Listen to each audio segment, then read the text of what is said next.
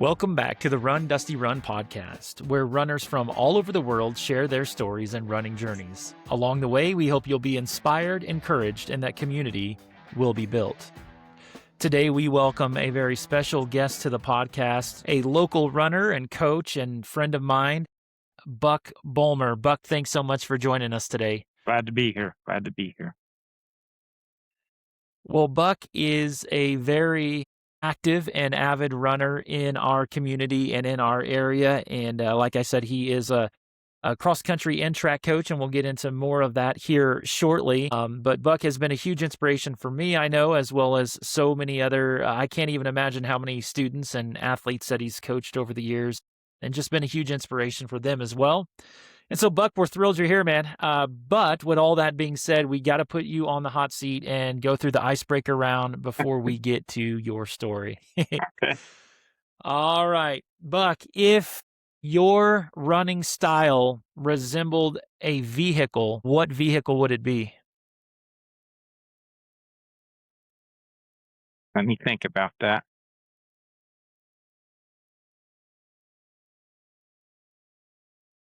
Oh, I'm going to say probably like Toyota Supra. All right. Biggest waste of money in the running world today, Buc, what is it? Oh, I don't know. I would say wardrobe, where everybody has to buy matching stuff or look look the part. So I've always been one Yeah, to just throw a shirt absolutely. on and shorts and go. That's right. All right, Buc. So you're going for a 10-mile run. What is the one thing that you 100% are taking with you? Let's see, 10-mile run. I'm going to take probably a bottle of water. All right. Keeping it simple, but Yeah. important. Very, very, very good. Most embarrassing running moment ever. What was it? Oh, I'd probably say my very first marathon I did. It was the National Junior College Championships, and I went out to warm up, and it was up in Michigan, and I went up on a trail, and I got lost in the woods, so I wound up doing like probably a 10-mile warm up for a marathon. I just wanted to get a nice, easy 1 mile or 2 miles just to get the butterflies out, and I wound up getting lost in the forest. So, Got an extra 10-mile run in the forest. Awesome. Well, Coach, you survived it. Thanks so much for playing along with us. To our listening audience locally, I'm sure many of those folks know who you are, but to our broader listening audience across the country and even into other countries, tell us a little bit about yourself, who you are, what you do, and how you got into running. okay. Well, I guess I'll start with how I got into running. I was probably going into ninth grade year. I was at a private school, played football and all sports. And then when I going into my ninth grade year, I had to go to public school, and I thought I was too small to play football. So I was just looking for something to do in the fall. And it had this cross country thing, which I didn't know nothing about. So I did some questioning and asking around, found out it was just running. So I decided, oh, I could give that a try. So I just started running and reported to the first day of practice. So, and then after that, I ran varsity my freshman year. At the end, I wound up going to state. So had a good experience. And ran for the high school, then went into college at Dodge JUCO, then KU. And then now I'm just been coaching for 33 years, I do believe. So the high school here at Dodge. 33 years. That's incredible. Buck, so tell us, you ran back in college at KU, is that correct? I tried to walk on there. They're Okay, a little okay. out of my Oh, that's league. okay. So yeah. But I Sure, sure. ran with Ooh, some teammates and stuff, some runners there. So so 33 years of coaching, what have been some of the biggest changes that you've seen take place in the running world over those, goodness, spanning into 4 different decades? uh, I would say just the peaks that it hits and some of the valleys, because when I first got into it, probably was in the 70s, and I mean, it was just a big boom there. You had the Pepsi series and all sorts of things going on. And back then it was always 10Ks and 2 miles and stuff races going on. And then kind of dropped off a little bit. And I see it now starting to pick up again. Everybody's starting to run again. So it kind of turned into 5Ks at first. And then now it seems like everybody's wanting to do a marathon, half marathon. So I get a kick out of that. Sure. So, I mean, it's back on the upswing now. Yeah, good deal. I can only imagine that you have seen it all in your time. So tell us a little bit just about obviously to stick around and do something for 33 years, there has to be a love and a passion and a drive for it. So tell us what is it that keeps you going and how is it that you stay motivated to not only do what you do, but to do it as well as you do? Well, it's all about the kids. So, I mean, they're the ones that keep me going. I mean, keep me young too. I mean, at my age now, it's, I just get excited to go to practice and be part of their lives and try to turn them on to this thing called running. And hopefully it becomes a lifestyle for them because that's what I want them to do is get hooked and take it into their adult life and, have a healthy life and healthy attitude. And, I just try to bring in good things and hopefully they carry over to them and to them and their families. So, Yeah, so tell us a little bit about what have been some of the highlights of of what is a remarkable coaching career thus far. What have been some of the biggest highlights of that coaching journey when it comes to running? so the highlights would probably be, I mean, the kids themselves. I mean, we always set goals and watching them obtain those goals. And I just love it when a kid starts out maybe as a freshman on the C team and he just stays persistent and at it. And by the time he's a senior, he's running varsity and, you know, and running all league. So, I mean, it's just amazing how you can turn these young kids in to just whatever they want to do because it just takes a lot of heart. You don't have to have much talent. I mean, it's not a team sport, so you get out of it what you put into it. And kids are willing to work hard, I find out. So my probably some of my highlights is, I've had a boy 800-meter champion, a girl 800-meter champion. We took fourth one year at state on the boys' side. And we probably could have done better, but we had a couple injuries just that week right after regionals going into state. But so I mean, it's just exciting. Every year is different because you get new kids every year, new attitudes. So, and I come from the thing that there's not a bad kid. You can always turn them into good kids. Yeah. Well, Buck, Dodge City High School, Dodge City, Kansas, a 6A school. Travel, no doubt, is a factor in the events that you all have to travel to. Tell us a little bit about how this past season has went for you both on the cross country and on the track side.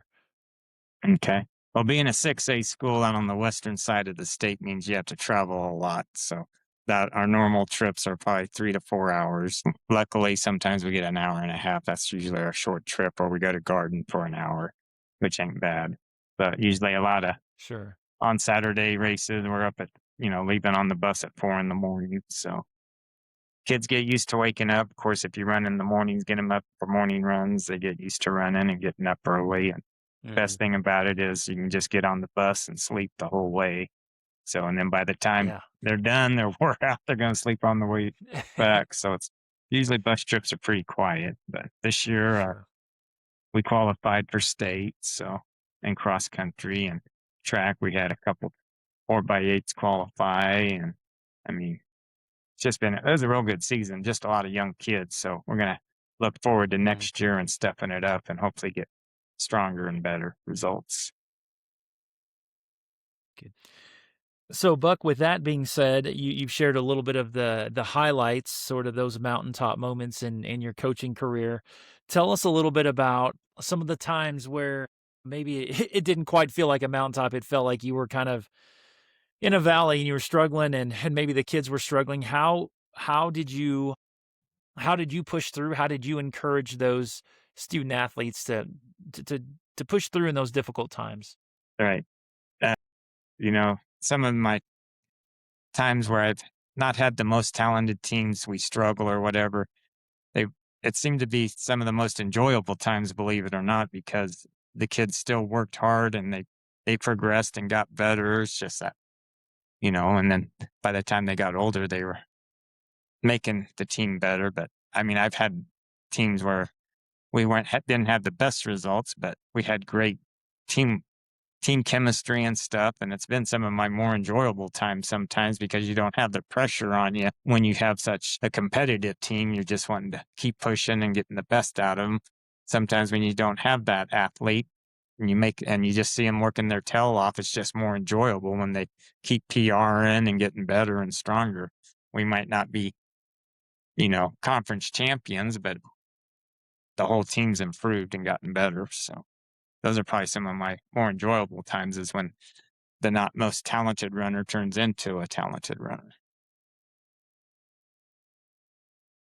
Yeah, Buck, one of the things that I really appreciate about you and your wife as well is just how much you pour into those kids. It's very evident, obviously, to the student athletes and to their parents and families, but really to staff and administration in the community as well.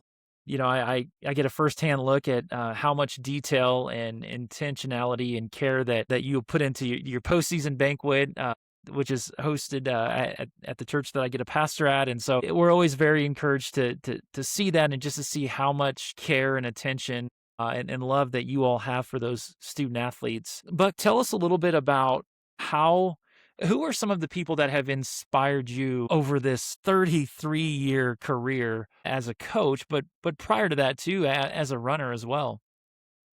Okay. Well, I'd say one of the biggest influences, like when I was in high school and stuff, is Jim Ryan.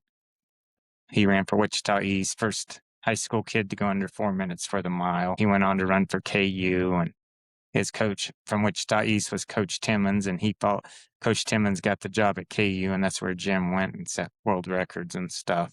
So, I mean, and then when I was up there and living with my roommates that ran for KU and stuff, and we always had a Sunday morning joggers club, and Jim would show up every now and then. And so he was always an inspiration. And he's also a very God fearing man. So just a good example all around. So, I mean, I've had several coaches that, you know, you have great coaches, you're going to do great. So, and I've had several great coaches at high school level, college level. So, and then, I mean, I think a lot of the kids inspire me too at this age to just, keep going and stuff. They're probably a big inspiration too. So, Well, coach, I know that there have been multiple days where I have been in the midst of procrastinating a run, and maybe I went down to the coffee shop or I've ran an errand just trying to procrastinate, knowing that I had to get a run in that day. And it is not ever a surprise to me to see you out running, getting your own miles in. Tell us a little bit about how, not only with you coaching and just the busy life that you lead, how do you do it all? How do you get your miles in? What does a routine week of running for Coach Bulmer look like? so, well, I'll say one thing is my wife encourages me to run because she says I'm real cranky if I don't get my run in. So she makes sure I run every day too, and because it puts me in a better mood and it just lightens things up. So she's a great Yeah. support system. Just being a coach's wife, I couldn't have a better coach's wife because she just loves the kids also. So and Ye- so I mean, she's just a great support. And right now, I mean, I run in the morning and also after work in the evening with the team, kind of just doing conditioning right now. So but I always Mhm. find time to run, and she's always been very supportive. So the thing that I've noticed about when I get into coaching or when I got into coaching is I find out that I don't train as much as I used to love to race and stuff. But once I got into coaching, I kind of started focusing more on the kids than myself. So Mm, I mean, I sure. just don't train as much like I should for races. So I don't get to do races like I should. But I also help with a lot of races, me and the wife around. the area. We do a Yes. lot of helping because we just like to support the running community and to give back that way. Yeah, and to those who don't know in our listening audience, it is when you see Coach Bulmer, you often see his wife as well, and I know, as you said, Rain is a great support for you. Not only does Coach do an excellent job with his teams out at the high school, but if there's a 5K in town, Coach and his wife are probably helping out or organizing it or whatnot. I know, during Dodge City days, you have the Dodge City Shootout, but now also you're helping with other 5Ks as those, like you said, have started to kinda spring up around town as well. So, definitely, as you said, sort of an increase, it feels like, at least in the running community in Dodge. Tell us a little bit about your role in all of that and why you continue to do as much as you do there. I think we just like being a part of the running culture and just being a part of the community, and we just enjoy the kids. So me and my wife have no kids, so the team is our kids and former team runners. I mean, they just come back and visit and see what we're up to, or they stay in contact with us. So it's just a, I mean, we just love giving back and being a part of things. And I think, and right now it's just been a great to see the boom. I think coming back. I mean, we got the running culture that runs every Wednesday and Saturdays here in town, and I mean, it's Mhm. and just like I said, there's like several races going on this summer, 2 or 3 a month, so Yeah, it's just great to see. And it seems like I yeah, just, and just at church, there's just so many people running nowadays, so it's just great. mhm. Everybody, it's good for you. Gets rid of stress, makes you happy. I mean, it's just endorphins and stuff. It just kicks in, and I Yeah, just enjoy definitely doing makes it. our wives happy when we're cranky and we need that run to Yeah. to make sure we get those miles in there. My wife's a big encourager of those miles when I'm cranky as well. So, Buck, you've kinda alluded to it a couple times, and I'm glad you did. Tell us a little bit about the role that faith, has played and continues to play in your running journey, whether it be, your own miles or the miles that you're coaching and leading young people to run. Well, I think some of my best, like, moments in prayer time or talking with God happens when I'm running by myself because it's so tranquil and you can do one-on-one with God and just try to listen to him talk, and you ask questions and try to find answers. And I mean, I don't me and my wife don't hide our spirituality. If we're around the team and stuff, they know that we're strong Christians, and we just that's just part of our team. We just reflect that. I mean, we have team prayers before every race and stuff. I mean, we just hopefully it catches Sure. on to them, not only, running, but having faith and family, and God's part of that. Yeah. So, Buck, tell us a little bit about some of the I definitely know that running has taught me a lot more than I ever imagined. What have been some of the most valuable lessons that you'd say running has taught you along the way? Uh, I think it teaches you to never give up, to keep striving to be the best person, the best runner, it's just, it seems like you hit one level, then you try to push to the next level, not only in running, but in your life and your walk with God. I mean, you just keep trying to push on and get better. And so, I mean, I don't know what I'd do without running. I mean, been injured, and that's just, when you're injured, it's just the pits when you have to not run. So, Yeah, what in terms of what you teach and what you coach, what would you say are some of the most important things as a runner to make sure that you get right that runners so often get wrong? well, a lot of it they don't understand, especially some of my good runners, is they don't understand the rest aspect of it. They don't understand when you go on long, easy runs, it's supposed to be long, easy runs. It's not supposed to go out and hammer the miles as fast as you can. Your body needs the time to adjust and, and to then it needs the rest. So if you just keep going out there and hammering every day, you're just going to wind up broken down, not going to wind up running as fast as you should. I mean, the thing that they have a hard time doing is when you tell them to rest or to run easy and relax. I mean, their long, easy runs should be at a pace to where you can just talk to the people you're running with. And I always encourage them on long runs to run with their partners or their team, their whoever they're compatible with at a pace wise, an easy pace, and to make sure they can talk easily. If they can't talk, they're running way too hard. Yeah. So what are some of your we kind of talked about this in terms of your team, the teams that you've coached, but in terms of you personally, and maybe it does have to do with the teams. I'm guessing with you it does, but in terms of like your own individual running accomplishments, what have been some of the greatest accomplishments or greatest memories, uh, maybe outside of coaching that you've had on an individual basis? I I would say when we won the state title my senior year. So that was a real good accomplishment for our whole team because we had, everybody, if you know Kansas, everybody thinks, well, Southwest Kansas, especially in 6A, it's all about the Eastern Kansas teams. Nobody expects, like Mhm.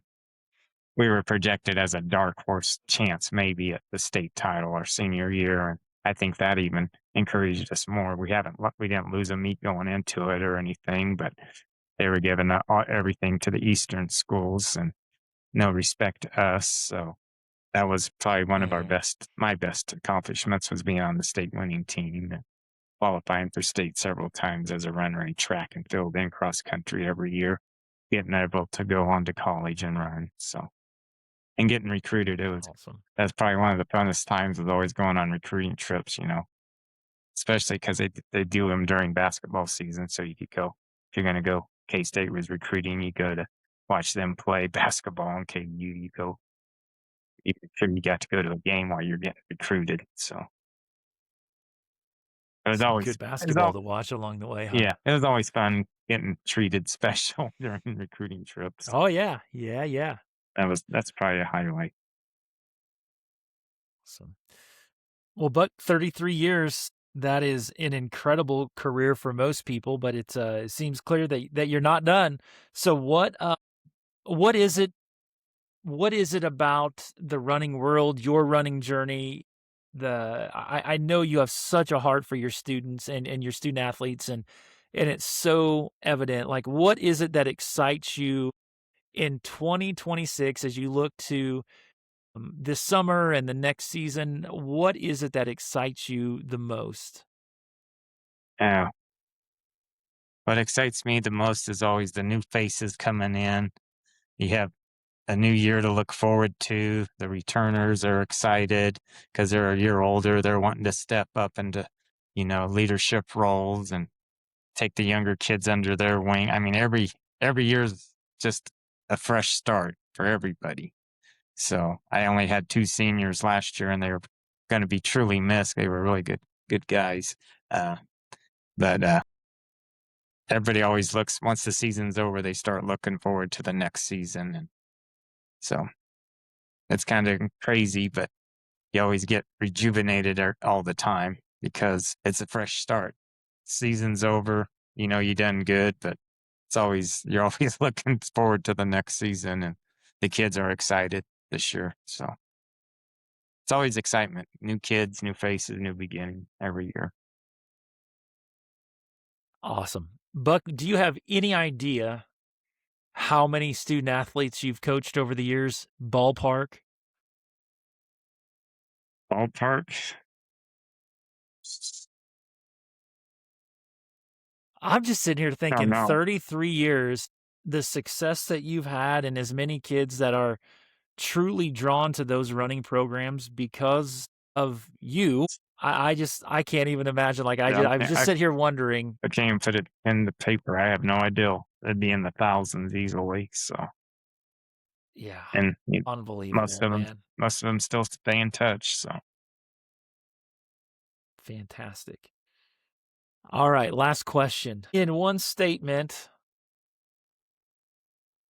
if you could, to our listening audience, whether it would be local folks or student athletes or maybe runners all the way across the country who are maybe just getting started in their running journey. And honestly, maybe they're getting ready to run one of these 5Ks, coach, and they're scared out of their minds. They want to run, they're excited to run, they see other people running, they want to do it, but they have no idea how to get started. What advice would you give those folks? It's probably what I tell all my new runners that are new to running. I always tell 'em, it's like learning to walk. You got to crawl, first before you can walk, before you can run. It's just never give up because I didn't know what it is when I got started. It's just something you got to try and you take little baby steps at the beginning. I don't try if it's somebody new to running, I never push them right off the bat. It's gradual and then they'll get hooked if you treat them right and they come along right and it's a gradual process. I mean, don't go out and do 5 miles 10 miles right off the bat. Start off with one or two and just keep it that way until you get used to it. Then you put in some speed work, some intervals, and I mean you'll eventually get there. So it's not something that you're going to be right out the gate superstar. Some will because of genetics, but a lot, I mean, it's Mhm. just gradual steps to climb that ladder to get up that next rung. And once they get a PR, they keep wanting another PR, and it just keeps climbing and climbing. And it seems like it never finishes. No matter what age you Yeah, are, you still have goals. So still want to accomplish something. always. That's what's good about running. You always want to accomplish something. So That's right. Well, Buck, I'm not being a very honest pastor right now. I think I told you that was the last question, but I'm very intrigued by all that you do and who you are. I do have a couple more for you. Dodge City Days coming up. That's a 5K that brings people in from all over the not just the state, right, but the region as well. Tell us about the history of that 5K specifically, what you've got going on this year, and how folks can get involved. okay, I mean, if you want to information, just look up dot city days. It'll be in the brochure. It'll be on on their website and stuff to get information for the race. The good thing about dot city days is I get people in from California, New York, all over the country and stuff because they're there to take in dot city days, the rodeo or whatever, and then they find out there's a race and so they'll do it. Their family will do it. I got one family here in Dodge that I mean, they do the mile race because it's a 5K and 1 mile race, and they do the mile race and they'll walk it or whatever. And it's just a family get together for them, and they'll have 50 people, just of their family. And they've been doing it for years. I mean, I've been doing the race. I brought it back probably 20 years ago or so. I used to go on and then it Okay. died off for 10 years. And then when I got coaching again, I brought it back probably 25 years ago. I the one thing, when COVID hit, that's the only thing that went on during COVID was the rodeo and the Dot City Days race, and then the parade, nothing else went on. So that's one thing I'm proud of too, because we Yeah. kept it rolling. So, and I mean, Right. And fantastic turnout at those events as well, right? yep. So, and like I said, I mean, you know how it is. I mean, my wife should get most of the credit because she does most of the work, but she's my better half and keeps me on track with everything, my coaching and all the races. So, in the banquet, I mean, the banquet's tremendous, and that's all her. I just do as I'm told. Yeah. So, Some sound advice right yeah, there, right? Happy wife, happy life. Well, Buck, I know that to the entire Dodge City community and surrounding area who know you and your wife Raina so well, you are an absolute blessing and inspiration to all of us, and I truly mean that. And I've only had the privilege of knowing you now for I don't know 8 or 9 years. But to those you've coached and those that have worked with you and members of the community as well who have known you and Raina for a long time, You two really are an inspiration and blessing, and not just to the running community, but really to all of us and to our listening audience across the country and maybe over even in other countries as well. But Coach Buc Bolmer is the real deal, and Dodge City, this small little town that we live in the middle of nowhere, Southwest Kansas, is blessed to have him and his wife. And I know every student athlete he's ever had would say the same thing. So Buck, thanks so much for joining us, man. It's been a blast and it's been an honor, and looking forward to seeing what the future holds for you and your team as well. Yep. Thanks for having me. It's been a blessing to be on it. It's been a blessing to coach these many years. So Awesome. Well, Buck, and again, to the from the entire running community, thank you for all you and Rayanna do. Personally, I want to thank you. I know when I first got into running a few years ago, you were and continue to be a huge encouragement and inspiration. So for all of that, I say thank you. We say thank you. This has been the Run Dusty Run podcast, where as always, we continue to encourage you to keep showing up and keep going.